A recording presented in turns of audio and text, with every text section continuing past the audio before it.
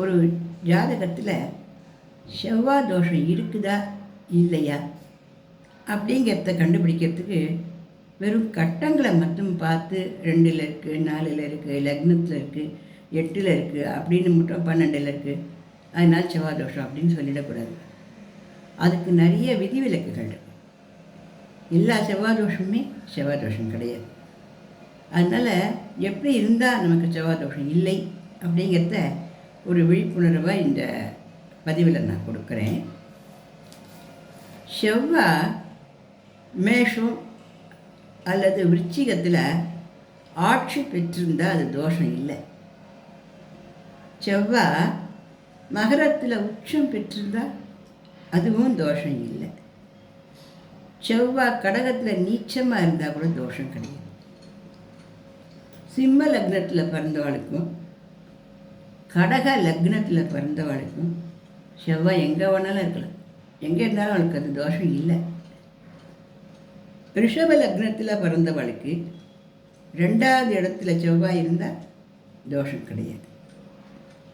மிதுனம் அல்லது கன்னி ஆகிய வீடுகள் லக்னத்துக்கு 2ஆம் இடமாக வந்திருக்குது அப்படின்னா அங்கே செவ்வாய் இருந்ததுன்னா அது தோஷம் இல்லை.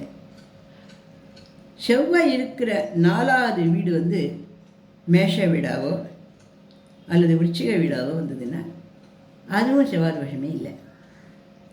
செவ்வாய் இருக்கிற 7வது வீடு கடகமாகவோ அல்லது மகரமாகவோ வந்ததுன்னா அதுவும் தோஷம் இல்லை.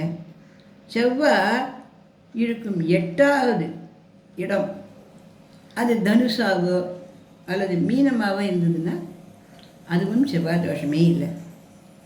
செவ்வாய் இருக்கும் 12வது இடம் ரிஷபம் அதில் துலாமாக இருந்ததுன்னா அதுவும் செவ்வாய் தோஷம் கிடையாது.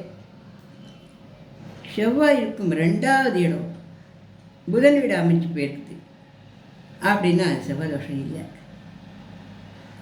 செவ்வாய் இருக்கிற 7வது வீடு சந்திரனோட வீடாக இருக்குது அப்படின்னா அப்போ 7ல் செவ்வாய் தோஷம் அப்படின்னா கிடையாது, செவ்வாய் தோஷமே இல்லை.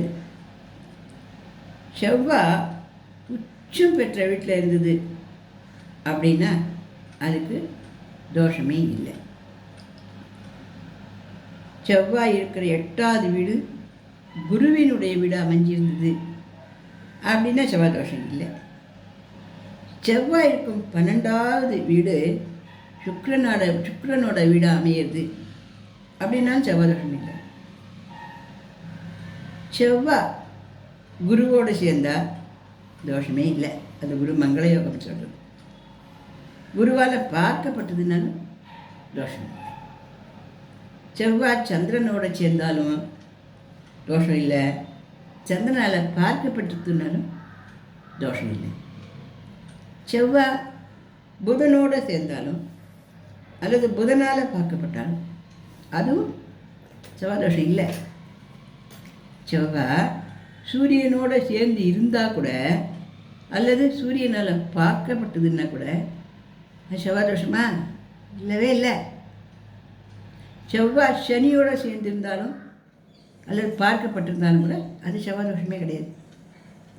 செவ்வாய் ராகு கேதுவோடு கூடியிருக்கு அல்லது ராகு கேதுவால் அது பார்க்கப்படுறது அப்படின்னா கூட அதுவும் செவ்வாய் தோஷம் இல்லை.